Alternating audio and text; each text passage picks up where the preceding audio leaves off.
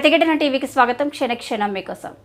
కాంకేర్ జిల్లాలో మరోసారి తుపాకుల మోత మోగింది. తూటాల వర్షంతో ఛత్తీస్గఢ్ అడవులు దద్దరిల్లాయి. మావోయిస్టులు జవాన్ల మధ్య భీకర ఎన్కౌంటర్ చోటు చేసుకుంది.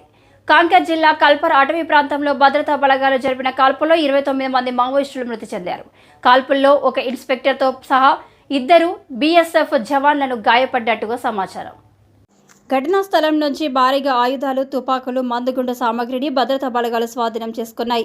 ఈ ఎన్కౌంటర్లో 25 లక్షల రూపాయల రివార్డు ఉన్న నక్సలైట్ కమాండర్ శంకర్రావు కూడా మరణించినట్టు తెలుస్తుంది. బీఎస్ఎఫ్, డిస్ట్రిక్ట్ రిజర్వ్ గార్డ్ బలగాలు సంయుక్తంగా కూంబింగ్ చేస్తుండగా చోటేబేదియా పిఎస్ పరిధిలోని హపటోలా అటవీ ప్రాంతంలో పోలీసు బలగాలు మావోయిస్టుల మధ్య ఎన్కౌంటర్ మొదలైంది.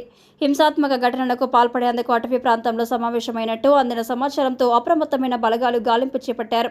కాల్పులనంతరం 29 మంది మృతదేహాలు లభించినట్టు పోలీసుల వర్గాలు చెబుతున్నాయి.